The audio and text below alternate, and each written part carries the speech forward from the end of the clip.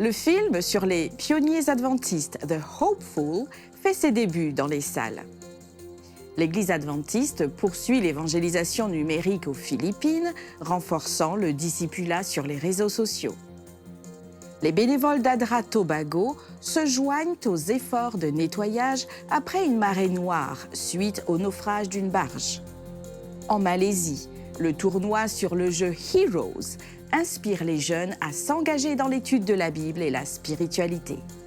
Restez avec nous pour découvrir ces histoires inspirantes et bien d'autres, maintenant sur ANN.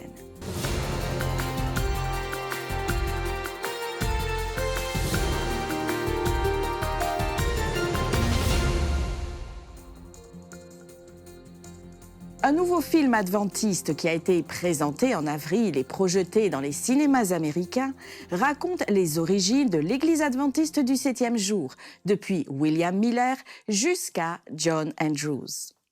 Produit par Hope Studio, The Hopeful raconte l'histoire vraie d'une communauté dont la vie a été transformée alors qu'elle découvrait ce que signifie vraiment attendre le retour de Jésus.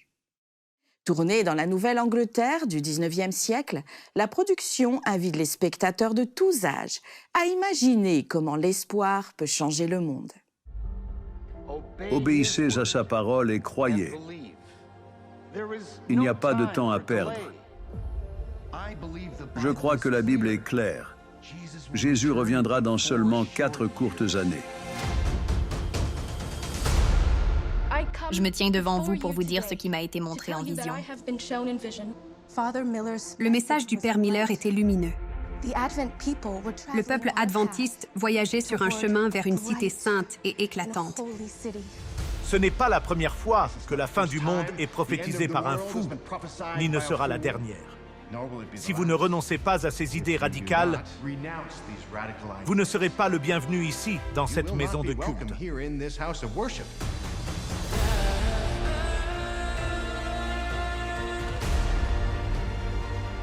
Ce n'était que le début de notre rêve.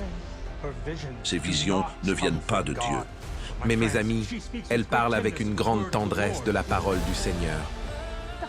L'Esprit Saint a encouragé notre espérance adventiste. Des gens n'ont pas écouté et sont tombés du sentier. Croyez-vous en cette doctrine que vous prêchez? J'étais perdu et on m'a retrouvé. Nous devons suivre la parole de Dieu plutôt que les règles des hommes. Et cela nous guidera chez nous. J'ai été fait pour toi.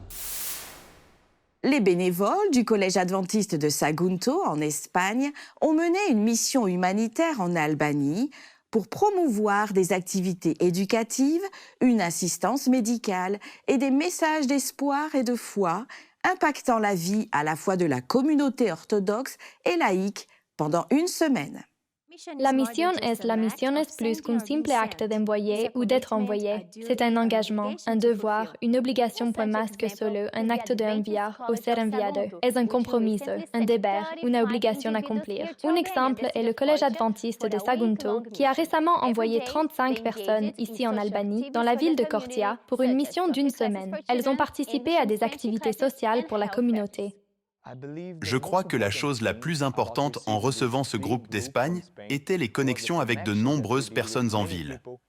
Ils ont eu l'occasion de nous aider. Ce temps nous a permis de construire de nombreux ponts. En plus de leurs activités quotidiennes, ils ont distribué des livres et des brochures, invitant les habitants à l'évangélisation du soir, dirigée par le pasteur Daniel Borsket. L'évangélisation est un domaine fascinant et c'était une bénédiction de pouvoir présenter des sujets fondamentaux sur l'existence de Dieu, la valeur de la Bible, pourquoi nous souffrons, et finalement présenter Jésus comme une proposition de vie. C'était beau et très gratifiant de voir comment le nombre de personnes présentes a augmenté et est resté constant toute la semaine. Ces missions bénéficient aux communautés et aux individus impliqués. Elles élargissent les perspectives, testent les capacités et favorisent un sentiment de sollicitude pour les besoins. C'était une expérience formidable et toutes les activités étaient vraiment cool. Je pense que l'Albanie offre un grand terrain pour les missions. Cela profite aux personnes qui reçoivent le missionnaire, car elles voient l'attention et l'intérêt.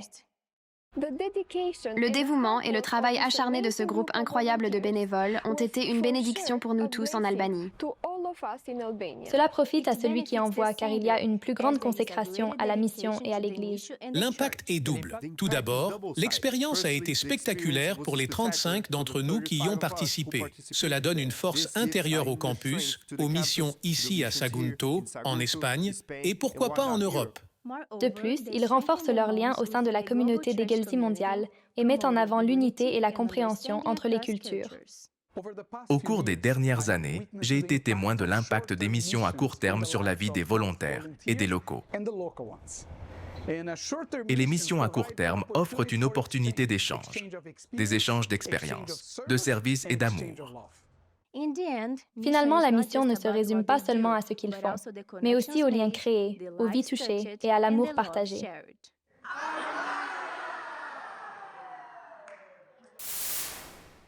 L'Agence adventiste de développement et de secours, ADRA, à Tobago, a répondu à un appel de la gestion des urgences de Tobago pour aider à nettoyer une marée noire en février de cette année, le long de la côte atlantique de cette île des Caraïbes.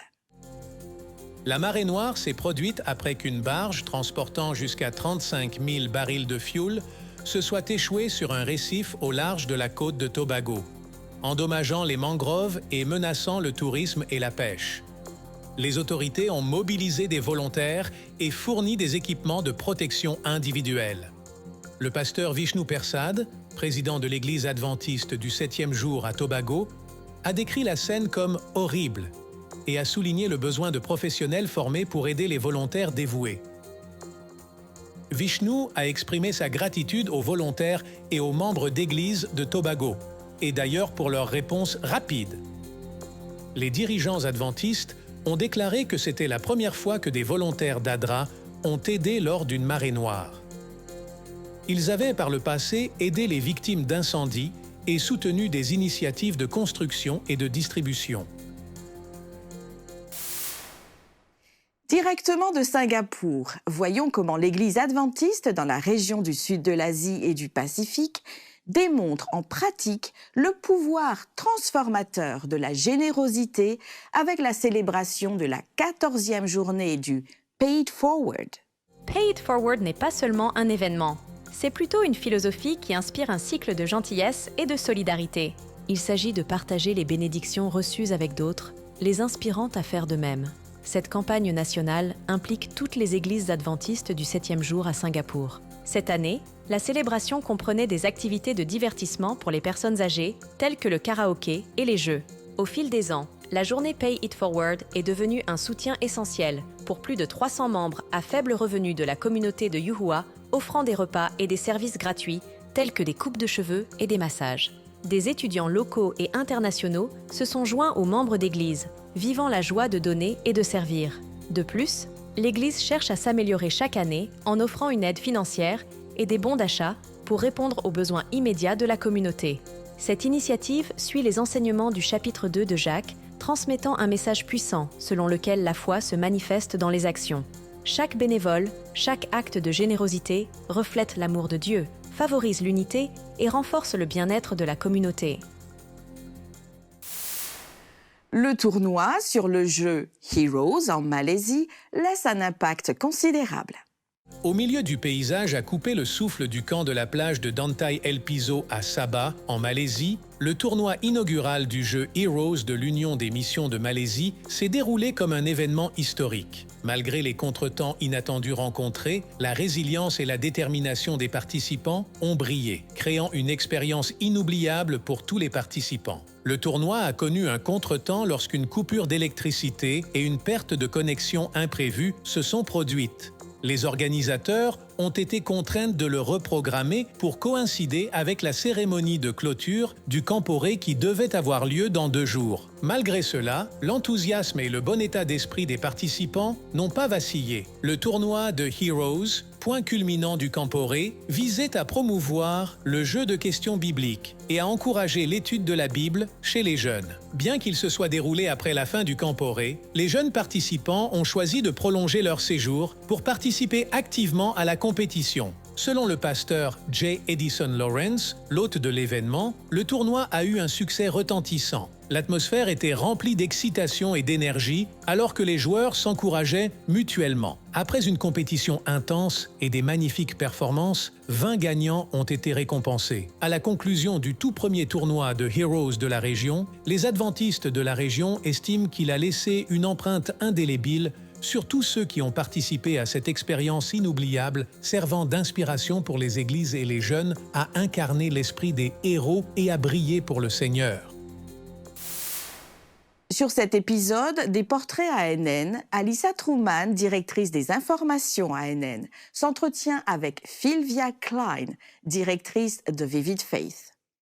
Ensemble, elles discutent de l'expérience de Sylvia en tant que jeune adventiste qui a grandi déconnectée de la culture indienne et comment Dieu l'a transformée en une dirigeante compatissante et orientée vers la mission.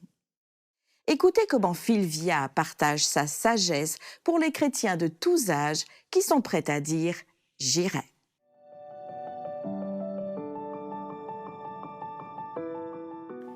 Aujourd'hui, je reçois Sylvia Fowler-Klein, directrice de Vivid Faith. Merci beaucoup de nous avoir rejoints, Sylvia. Ai-je bien prononcé votre nom? Absolument. Je sais que c'est difficile, mais vous vous en êtes bien sorti. En fait, c'est amusant à dire. Je pense que je pourrais m'amuser à le dire, Sylvia Fowler-Klein. Je suis très contente d'être ici avec vous aujourd'hui. Je sais très peu sur vous. Nous nous sommes rencontrés quelques fois pour parler de Vivid Faith. Parlons un peu de ce qu'est Vivid Faith. Quel est ce projet sur lequel vous travaillez?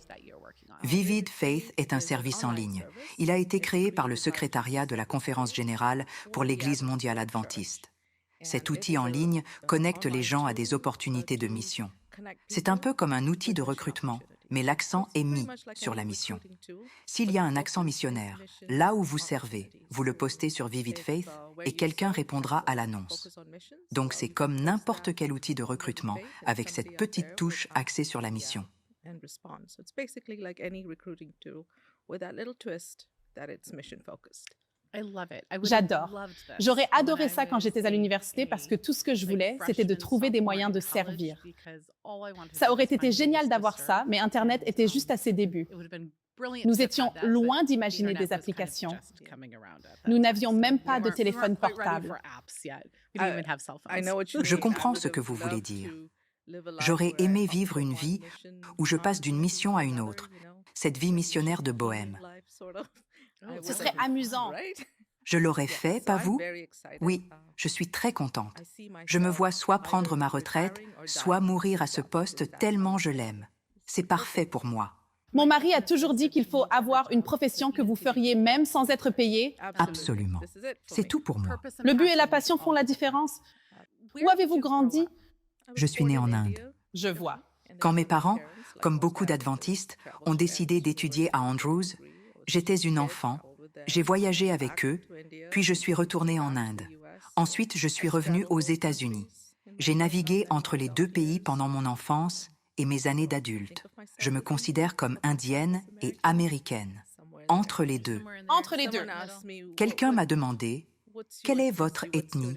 Comment vous identifiez-vous » J'ai dit que je suis adventiste avant d'être indienne ou américaine.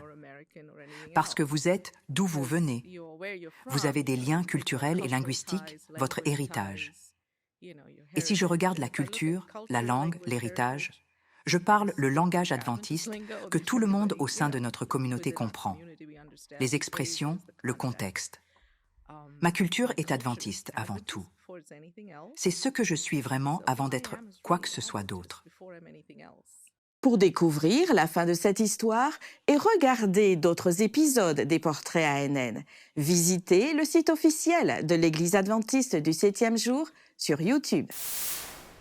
Chaque fois que nous distribuons un livre missionnaire, nous nous rappelons du texte biblique d'Ésaïe 55 au verset 11 qui déclare que la parole de Dieu ne retournera pas à lui sans effet. Marcela, une femme du sud du Chili, a rencontré le Christ à travers un livre. L'impact a été profond et a transformé non seulement sa vie, mais l'a inspiré également à conduire d'autres personnes aux pieds du Christ.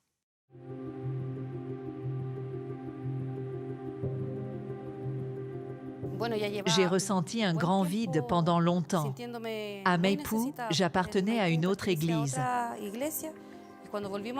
Quand nous sommes revenus ici, c'était pareil ou pire, parce que je n'avais pas de famille ou proches ici. Et un jour, j'ai essayé de mettre fin à mes jours, parce que ma vie n'avait aucun sens.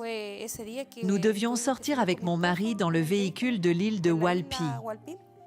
Je dis toujours que c'était très étrange, comme si une main a ouvert la boîte à gants ce jour-là, et ce livre est apparu. Il m'a impactée, car rien qu'en regardant la couverture, je savais qu'il voulait me dire quelque chose.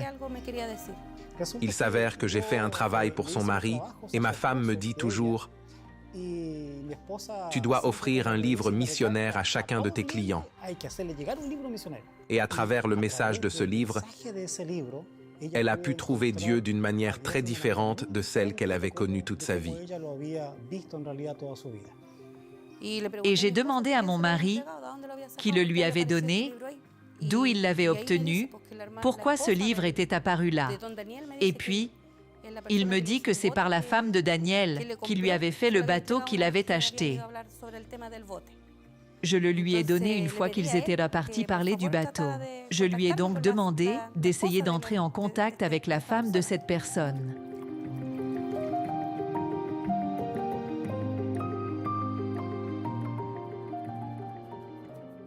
Un jour, Marcela est arrivée. Son mari à la porte m'a dit « Ma femme veut vous parler ». Comme je suis colportrice, je me suis dit qu'elle voulait sûrement acheter un livre. Nous nous sommes assis et elle m'a dit « Je suis venue vous parler parce que vous avez donné un livre à mon mari et je l'ai lu. J'ai découvert beaucoup de choses que je ne savais pas. Donc, je veux et j'ai besoin de rejoindre votre congrégation. » Rencontrer Aida Luz, c'était comme si je retrouvais une sœur de sang.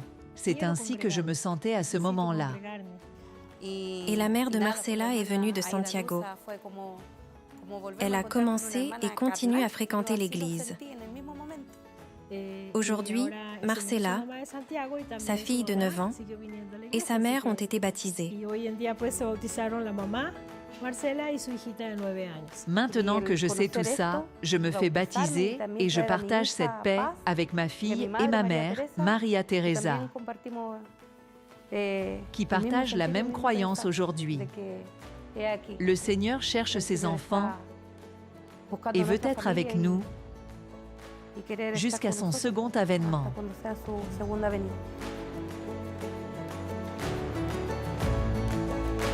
Chaque fois que nous offrons un livre, nous ne savons pas comment l'histoire se terminera. La Bible dit que la parole de Dieu ne revient pas sans effet. En effet, la vie de Marcela a changé grâce à un livre, car ce livre lui a permis de découvrir le Christ. Dans un monde de plus en plus numérique, l'Église adventiste du nord des Philippines ouvre la voie à l'évangélisation numérique dans la région du sud de l'Asie et du Pacifique.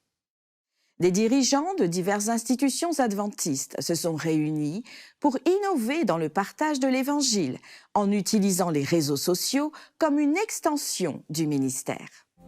La Réunion fait partie de l'initiative d'évangélisation numérique, dirigée par le département de la communication de la Conférence générale, dans le but d'améliorer les pratiques d'évangélisation de l'Église pour étendre sa présence en ligne et favoriser la croissance spirituelle. L'un des aspects clés pour être un ambassadeur des médias pour le Christ est de s'assurer que notre contenu est en accord avec les principes bibliques et les valeurs de l'adventisme du 7e jour. La conférence a souligné l'importance des stratégies numériques et des approches éthiques pour toucher les cœurs et les esprits. Les dirigeants ont été mis au défi d'être authentiques et pertinents sur les réseaux sociaux et de refléter les enseignements du Christ.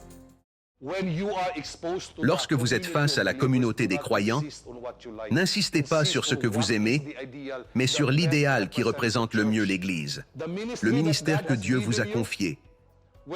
que ce soit sur le numérique ou tout autre ministère comme la santé, le leadership, la trésorerie, le secrétariat ou la communication. Je tiens à vous dire ceci.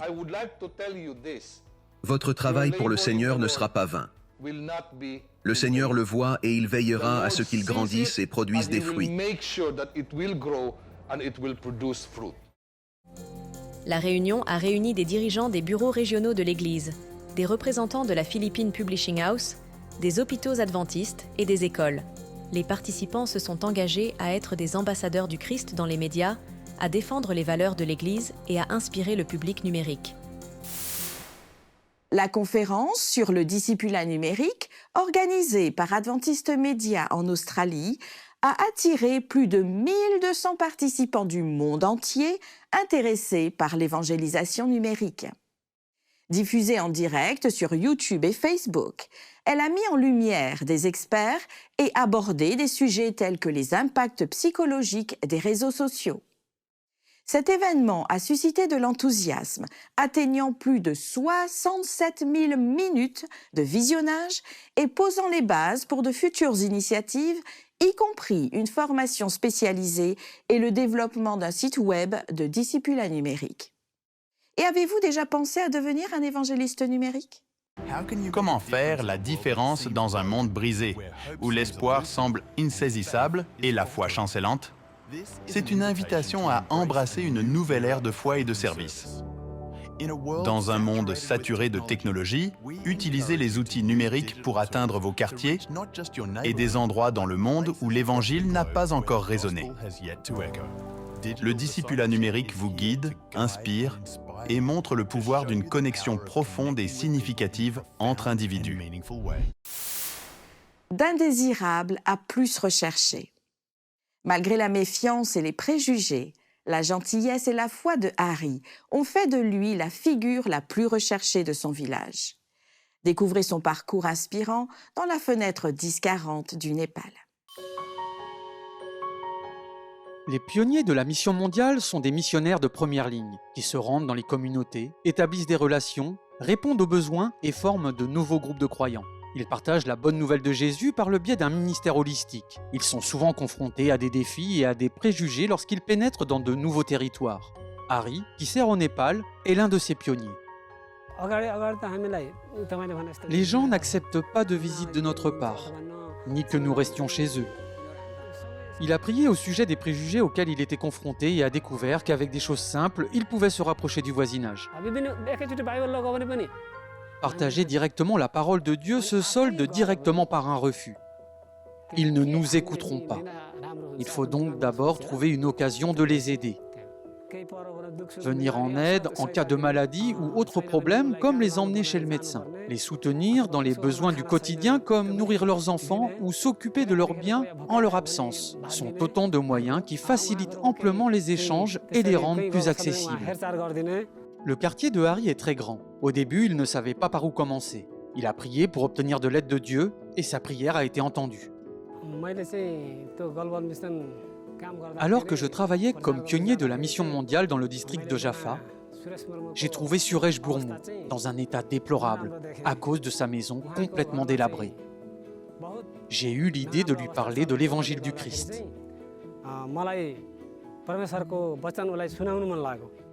Au début, Suresh n'était pas intéressé. Sa vie était chaotique. Il avait l'habitude de boire, de miser au jeu d'argent et de commettre l'adultère. Une fois, les villageois l'ont surpris avec une femme et l'ont emmené à la police pour qu'il soit arrêté.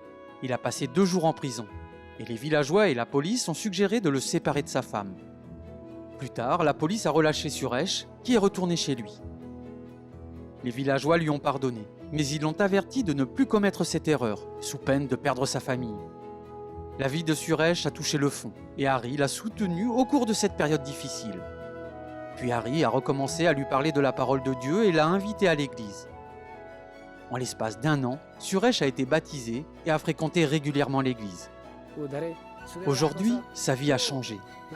En voyant ces transformations aussi palpables dans leur propre vie, de nombreuses personnes ont été stimulées à donner leur vie à Jésus. Aujourd'hui, les gens observent avec une grande considération la valeur que Hari a apportée à leur village. D'indésirable, il est devenu la personne la plus recherchée pour aider son village. Ils m'ont choisi comme personne clé pour le bien-être de la société. Tout cela grâce à la parole de Dieu. Car le croyant ne ment pas, ne vole pas, mais ne dit que la vérité. Les gens nous confient leurs biens. Harry trouve son ministère gratifiant. Je suis heureux, en tant que pionnier de la mission mondiale, d'avoir l'occasion de partager la parole de Dieu. Je suis motivé pour partager la bonne nouvelle du salut en Christ Jésus. C'est donc la raison pour laquelle je suis heureux dans la mission mondiale. Merci de prier pour Harry et son action au Népal, au cœur de la fenêtre 1040. Nous avons besoin de votre soutien envers Global Mission pour que des pionniers comme Harry soient envoyés afin d'atteindre les laissés pour compte par l'amour de Dieu. Sur ces histoires inspirantes, touchantes et réconfortantes, nous concluons les actualités ANN de cette semaine. Merci de nous avoir suivis. Rejoignez-nous la semaine prochaine pour plus de nouvelles du siège de l'Église adventiste du 7e jour. Saviez-vous que l'Église adventiste a une chaîne YouTube où vous pouvez regarder ANN Vidéo, ANN in Depth et plein d'autres vidéos étonnantes sur la prophétie, la santé et l'étude de la Bible? Cliquez sur le bouton s'abonner pour ne jamais manquer une nouvelle vidéo. Vous pouvez également nous laisser un commentaire ou un sujet de prière, car une équipe prie pour vous. Avant de nous quitter, voici une bonne nouvelle tirée du psaume 96 au verset 3. Racontez parmi les nations sa gloire, parmi tous les peuples ses merveilles. Ainsi s'achève notre programme de cette semaine. N'oubliez pas que vous pouvez toujours visiter adventiste.news/fr pour des nouvelles quotidiennes et des vidéos. À la semaine prochaine pour d'autres nouvelles de foi, d'amour et d'espérance. Que Dieu vous bénisse.